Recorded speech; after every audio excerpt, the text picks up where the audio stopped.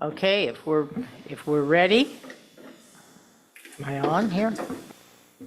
Okay. I would like to call the November 13th, 2025 Airport Commission regular meeting to order.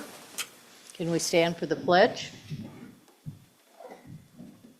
I pledge allegiance to the flag of the United States of America and to the republic for which it stands, one nation, under God, indivisible, with liberty and justice for all.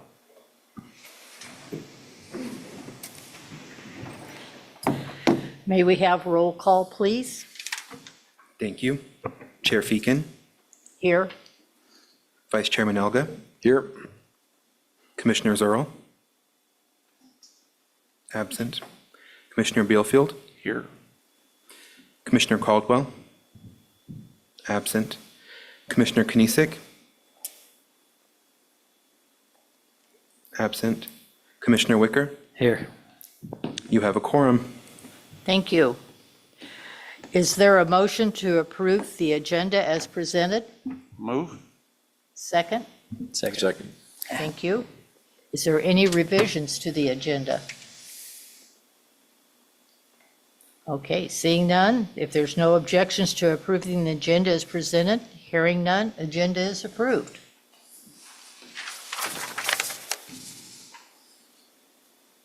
Public scheduled comment, we have none. And we have no unscheduled public comment. Is there anybody on remote? There is somebody online, but they are not raising their hand to speak. Okay, thank you. Okay, may I have a motion to approve the October 9th, 2025 minutes? Move. Second? Second. Thank you. Are there any revisions to the minutes? Are there any objections to approving the minutes? Hearing no objections, the minutes are approved. Unfinished business, we have none. And by the way, I got a great cheat sheet today. Thank you. May I have a motion to recommend council approve a special use permit with the American Red Cross? Yeah, move. Okay, a second? Second. Okay, thank you. May we have a staff report?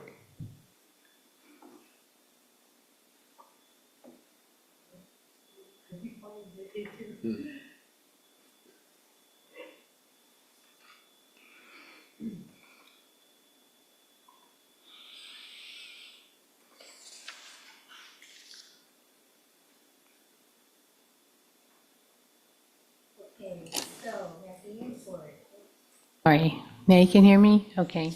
So in-house activities at the airport is we had our triennial airport emergency drill on October 10th. The drill simulated a mass casualty incident to test emergency response and communication procedures among the airport and its partner agency. This is an FAA requirement that is done every 3 years, and it went off very well, and we had about 60 participants. We have our airport's preseason winter operations meeting for airport users and tenants at City Hall was held October 22nd. Pre and post-season winter operation meetings are also a requirement of 139 for snow and ice control operations on the airport. It also was very well attended. The floatplane basin is closed and being drained again. We're continuing to drain it down to about a foot, so this kills the heavy aquatic plant growth and really helps in the springtime. And that's been going on for several years. The bronze bears arrived in Kenai, and since then we've had the unveiling. It was held on November 6th. And also we did completed our interviews for the airport administrative assistant, and the position was offered to Julie Simmons. There's her first meeting. She started on October 27th. And today also we are going to be mailing out to 27 lessees that have properties within the airport reserve that we will be doing lease lot inspections. Those have not been done since I last did them in 2019, so we'll be out and about, and we expect to have that done in the months of December and January. So Kevin from the planner will be conducting them, and myself and Julie, and we'll be going around and comparing what their use versus, how their lots, the usual that you do over the years. That's also a requirement from land compliance with the FAA. So we'll be busy the next couple months doing lease lot inspections. And also, I want to get back, Dan Kinesic had asked about flight procedures, having some instrument procedures to the taxiway as a runway for next summer's runway project. And our project engineer at the FAA talked to flight procedures, and they said that this is a non-starter at this time. The main issue is that the turnaround time to complete the work that would be needed to do is at least 2 years. So that will be done. Run that by me again, please. When Dan was here at the last meeting, he asked if there could be some instrument procedures set up for landing on the taxiway next summer. And so it was relayed on to the FAA, our project engineer, to see if that can be done. And he got a response back on November 4th, said it's too late to do that. Okay, so it'd just be non-precision approaches then? Yeah. So we will be able to use the non-precision and circling minimums. That's my understanding. Okay, that's fine. Yeah, That's all isn't that we what he need. said last? Yeah, that'll work great. Okay. Do you want me to confirm that, Jim? Yes, please. Okay, so you want to confirm? Confirm that, non-precision and circling will be approved. Yeah, really, if circling minimums can be used for a GPS approach, we're golden. We just need a way to transition from an instrument situation to, Okay, down to 500 or 600 feet. Even 1,000 feet would be wonderful. okay. I will get to the engineer and I'll get back to you with an answer next meeting. I'd be happy to take any questions. Maybe you had any questions?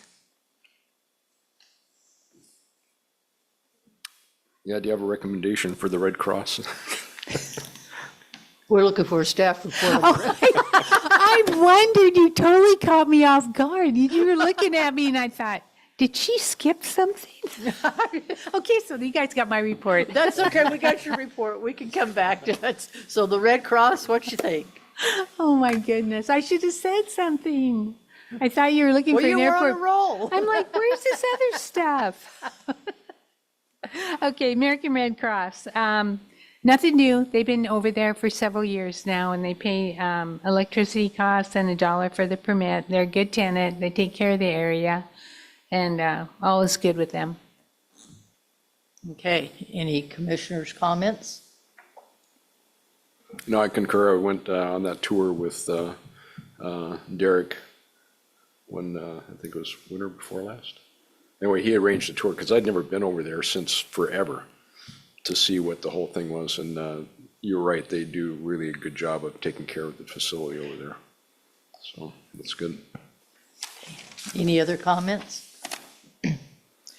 Okay, if not, I'm looking for unanimous consent. No objections? Thank you. Okay, I have a motion. May I have a motion to recommend council approve a special use permit with Echo Lake Meats LLC? Who? Yeah, second. Thank you. Mary, you have comments? No report. Thank you. Any commissioner discussion? Yeah, was there any figure on the sales that the city got from that one machine? I'm assuming the thing was popular because I know sometimes you go up there and the stuff is sold out. I mean, it's got to be popular. Yeah, we should be getting a report here. I think he plays it quarterly. Yeah, quarterly. So, yeah. to be I interesting. will tell you, though, that people found out about the jalapeno cheese and we're going farther than Anchorage. The TSA confiscates it. They don't let them take it. If they're connecting. Yes, Yeah, well, that's a given. yeah. And I know that the owner of Echo Lake Meats, when he finds out about that, he sends them jalapeno cheese. Oh, that's nice, yeah. Yeah, Yeah, well, at least the break room is well stocked there at TSA in Anchorage, along yeah, with the Ulus, right? yeah. Okay. Any other discussion? If not, I am looking for unanimous consent. Seeing no objections, thank you. And Mary, have you anything to add to your report? No. Okay. Any further questions or comments to Mary?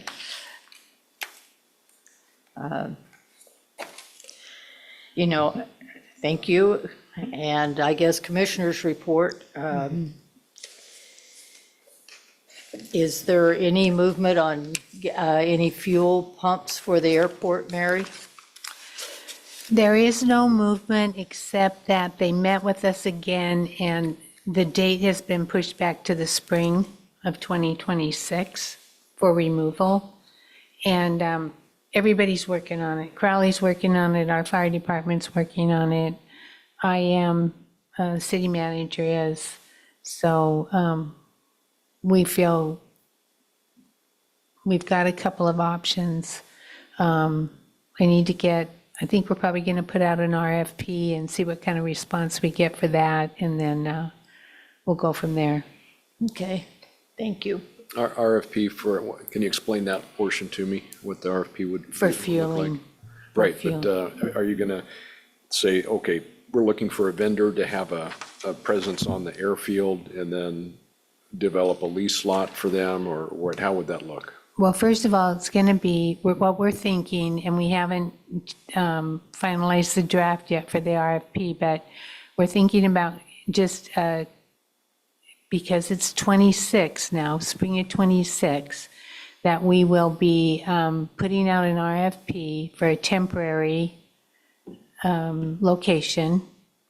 So I think we're going to have to get a FAA approval. And it also include the pumps at the floatplane basin also at the same time. Oh, so the city will be getting out of the Fueling avgas business. business? Which they have wanted to do for several years, and we have put the RFP out in the past.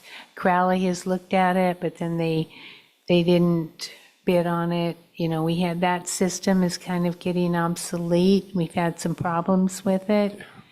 And so whoever does take it over, is going to be faced with, probably want to upgrade that. So that's going to be a lot of money. So, yeah, that's what we're going to try first, is an RFP. So the city is not interested in taking on something like that as an entity? No. No. I did a little sleuthing, just a little bit, because first, if you look at MERC's operation there at Soldotna, it's very nice. The pump works great. They have Jet A and 100 low lead right next to each other, 2 tanks. And, the credit card machine functions real well. And we've used it a couple times as CAP, because we'll go over there to refuel after like a cadet orientation flight or something, then we'll come back, because, the Crowley fuel has just kind of been hit or miss. And then, but the reason I bring that up is I went and took a look to see how much one of those above ground tank installations are. And for the fancy ones, they're like $150,000. Exactly. So I heard 200 to 300,000. Now, is that set up over there a transfer pod? Are they big pods, or what do they have? Above ground tanks? they have above ground tanks, yeah. Okay. They're the double wall, whatever Double the wall. tanks are, yeah. Yeah, there has to be, the fire department also met with Crowley. They weren't too happy about the tank that is required, the double, it's a UL something. It costs a lot of money.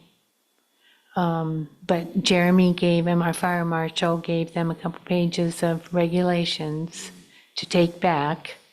And, yeah. Yeah, no, the reason I bring that up is because it seems like, I know MERC operates as an FBO, you know, Right. so they're out there, they're providing maintenance services, they sell parts, and they do flight instruction and everything like that. We really, other than Keene Aviation, that's the only quasi FBO. I mean, all they do is flight instruction. There's nobody on the field that does any maintenance as an independent that I'm aware of. And then also, the fuel situation. I don't know if Everett's would be interested in taking that on if they ever, you know, decide to do their hangar there. The reason I'm saying is it seems like if the city has this airport as a, basically as a public service, you would think that part of that would be the availability of fuel for the airplanes that get here. That would be like having, you know, any type of a utility where you can't utilize at your landing, but you got to go somewhere else for gas. I really think, the float plane basin, that's the only place that you can get fuel on a float plane other than Homer on the Kenai Peninsula. Yeah, right. And that's important. And just to have that ability, if we're offering services as a city for an airport, a place to tie down, place to go spend the night, whatever, place to land your float plane. You can go do some camping, but not having fuel not being available is concerning to me as a user.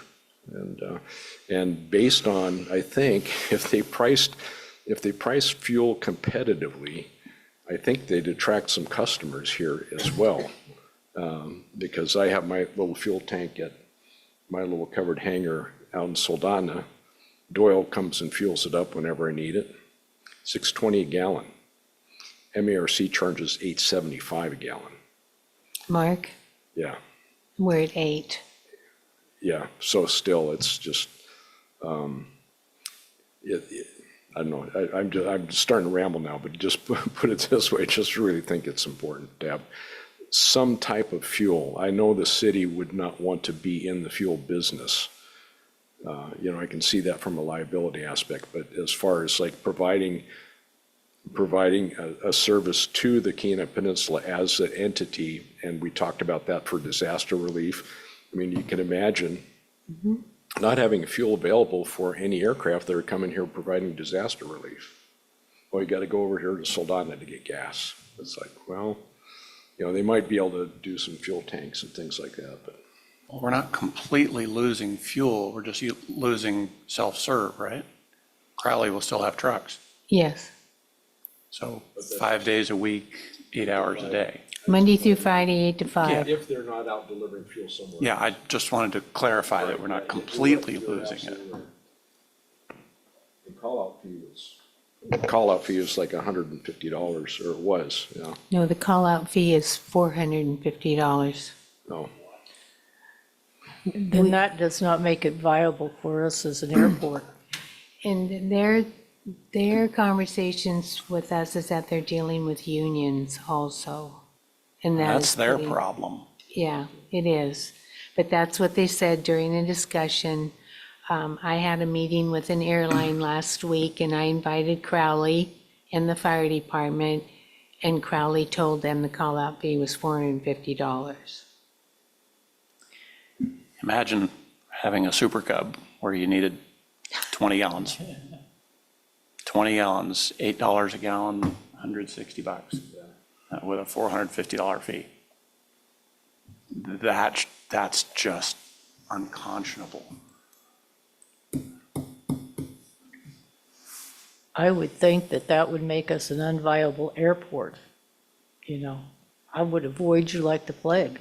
It's embarrassing. Well, probably for GA. We had a corporate jet that came in last weekend. He paid it. I mean, they just, parking and landing fees, they sign their lot, you know, they just sign away. Yeah, Right. and it goes a long way to also, I'm prepping our future plans to having a larger GA presence here, enticing people, getting taxiway Sierra done and getting the hangars up. And fuel availability is a huge deal. I think it would be for me anyway, if I was being able to do that. But yeah, the whole aspect of being able to do that. The union thing, that's the driver. I've flown into Lake Hood before with CAP. My airplane, I've got ox tanks, so I just go up in there. But CAP, they want their airplanes fueled every time you land. Get gas, get gas, get gas. So I land and I call the fueling service there. Somebody drives up with a truck within 5 minutes. And they're happy. Hey, well, how much you want? Oh, I don't know, probably about, 10 gallons on each side. Okay, great, fill it up and they fill out the paperwork and get it all done and away they go. I deal with those guys all day long, and they're awesome. Yeah. And they're non-union. Got an attitude there, I guess. May I ask, why does the airport not want to be in the fuel business? Like, why not? I mean, if we have an airport, we provide this service, it's part of the deal. I assume that there's money to be made on top of it. If another company's making money off it, can we not do that also? Or, Well, there's a lot of rules and regulations. There's a lot of money to put that infrastructure in. Your rate of return on your, we're talking $200,000-$300,000 just for these transfer pods. And it's just not something that the reason the pumps are at the flow-point basin back in 1986, because council decided that that's going to be a flow-plain basin and we need to put those pumps in there. That's why they're there. right, So I know that Everett's is aware of the situation, and, they want to be at the north end. They want to be a fueling facility, so I haven't had any more discussions with them, but, it's a lot. And but we invest money as a city in the airport, in the infrastructure, in putting in new runways and tags, all the things that we do. And I assume the purpose would be to bring revenue in, to bring people here, to grow the community. And if we are spending all this money on all this other stuff and then cut ourselves off at the knees because we don't have fuel, and we,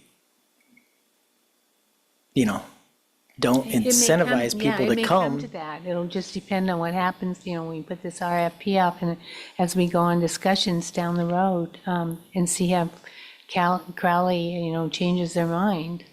Yeah. But they're just having too much problem with that, and that underground tank reached a 31-year life. I can see that. Yeah. For the liability, underground tanks are definitely on the way out, no pun intended. But, the ability, like you're saying, to be able to get fuel is kind of paramount. I did ask a city council member about the Crowley lease. I said, is there any provision in the Crowley lease when they came on that part of it is going to be that they're going to be selling fuel? And there isn't. No.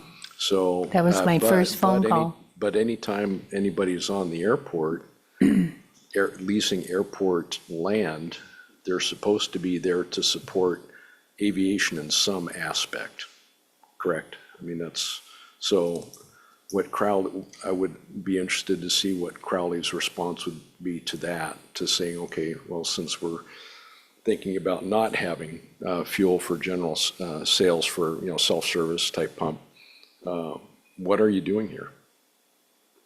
It's a tough question. It is. It's been not discussed. fun. I mean, it has. Yeah.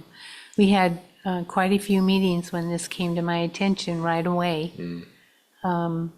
So I've been writing this stuff down, and I can, I'll report back to you in December on the progress and any more thoughts on it. I should hear back from Crowley, the holidays. I hope to hear back from more information from Crowley, like around the 1st of December. So they said they're just another thing they told me is they just don't make any money off those pumps. They made 20,000 in, I think, Avgas, I think they made 30 in jet fuel. And so $50,000 to them was not enough to do a $200,000 to $300,000 investment. So just, I want to understand about the fuel pumps at the float pond. Of course, it's only 100 low lead, it's not Jet A. Correct. I know the system looks a little bit rough, but besides the computer, is there anything out of date there? It's an above-ground tank. Does it need any work? Is there any expense there besides just the computer? Well, we have, a couple times put like $10,000 to $12,000 in there. Before I came back over this summer, there was a glitch. There were some problems over there that the guys worked really hard to resolve. Of course, the company that installed that is not doing that anymore. Jeremy, our fire marshal, inspects them, so there's been no issues there. The 139 inspector even looked at it last spring. There was no issues there. But absolutely, at some time, it would need upgraded. Software changes all the time. It's the Phoenix software, which Crowley is familiar with. So do you really, know- it's only the credit card operation, the computer, that's the only real thing it needs. The tank is okay, the pumps are okay, the plumbing, again, probably Yeah, can stand to be painted. I'll but- look back. When Commissioner Porter was on here, we put a big upgrade on that system. So I can go back and look and see how much money we put into that system. Okay, For the amount of time it's been there, not much. well, But- if Crowley goes away, then the city would be selling more fuel over there because it's easily accessible. I've taxied over there many times. Yeah. Even with a twin-engine airplane. The gate opens wide enough, it's easy. So we could at least double the fuel sales over there. Right, and that was our immediate response when we thought Crowley was pulling out of there the end of October. It's like, okay, now we got to keep the gate open, we got to keep it plowed over there so the pilots can taxi over and get fuel. Yeah, and this is an Alaskan operation, so that road is entirely adequate for the folks that would be using it. Yeah, Wouldn't be acceptable at LAX, of course, but yeah, we're just fine. I Yeah. noticed on the avgas at the end of the agenda item 34, it looks like in June, it kind of fell off a cliff there. It was half of what 2024 was, and it kind of paralleled that all the way down, August, September, and I'm just wondering, September was 34 gallons of fuel sold versus 2024, 1,116. that Yeah. was another glitch. Was Yeah. that just because of the pump not This- being the available pumps, for yes, use? right, the pumps. Okay, yeah.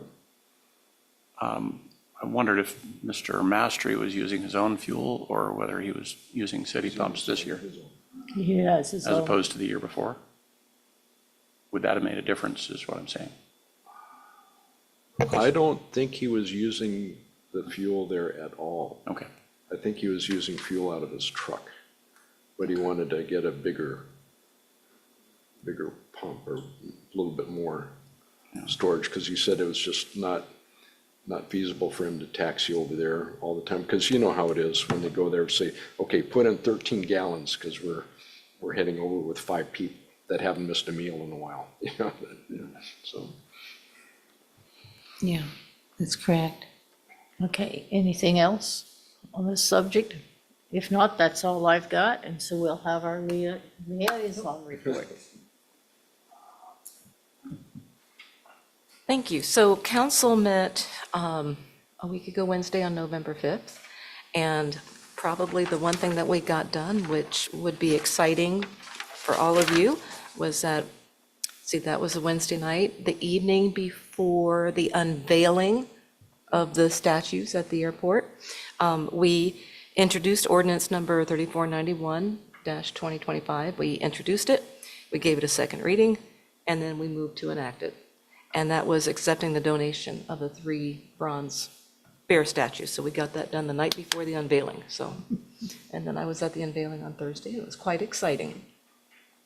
And one of the things I personally, whenever I buy something for my house or something significant like that, a change, if it, when you get it and you put it in place, if it looks like it's always been there, then you know it was the right choice. And that's what I walked away with from that unveiling, was I looked over at the bears and I turned to Mike and I said, they just look like they've always been there. So it was the right thing for that right little nook area. And Mary, thank you very much for all that you did in campaigning for that and circling the wagons and and getting all the fundraising on board for that. It's a welcome addition to the airport, and I like it. I also want to say they look great. It was awesome. Everybody I've talked to has had great feedback about it. They love it. So I also want to say thank you. And I did have one feedback. I don't know if this would go for city council, but somebody mentioned like maybe we could get some in-ground lighting or something at some point, just to kind of highlight them at night, you know, being that we live in Alaska and it's dark most of the year. That maybe it might look nice to kind of just highlight them a little bit with some in-ground lighting. And I thought that was a great idea, and I'd share that here. I will expand on that a little bit. There is, so our first priority was to get the bears in there so we knew what it would look like. And you're right, Councilman Sonar, we think everybody is saying it's like they've always been there. What was there before? Nothing, you know?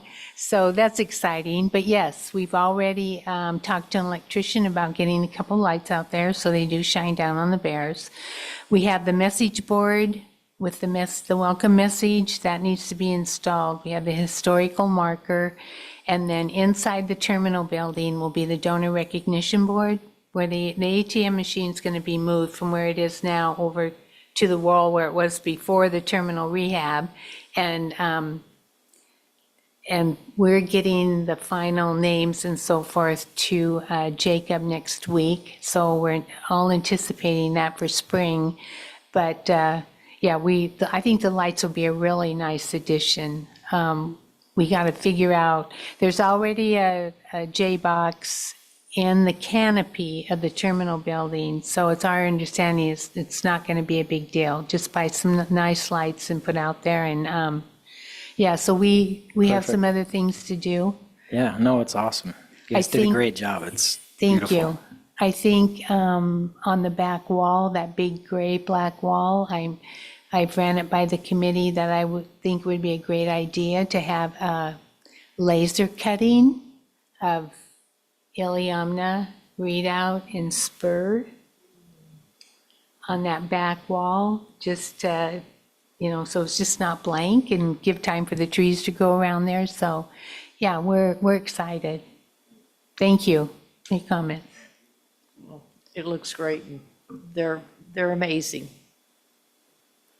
So, do you have anything else for us? I do not. Okay. Seeing no additional public comment, our next meeting is December 11th. Will everybody be here? Okay. So, commissioners' comments and questions? So now that the bears are in place and the landscaping is done, I like the idea of the mountains, but what about the mural? Where is it? Is it ever going to be put up? That wall is also a good place for the mural. The mural is not coming back. I'm not sure where it went in the past couple years. I think it went back to the Soldotna Rotary because that was their mural. And I think at one time I heard it was going to go in the Challenger Center and a couple other places. I'm not sure where it went, but it's not coming back to the airport. So next question is airport manager. Any new applications or? We did have another closing, and we are doing interviews next week of 3 candidates. So we'll see.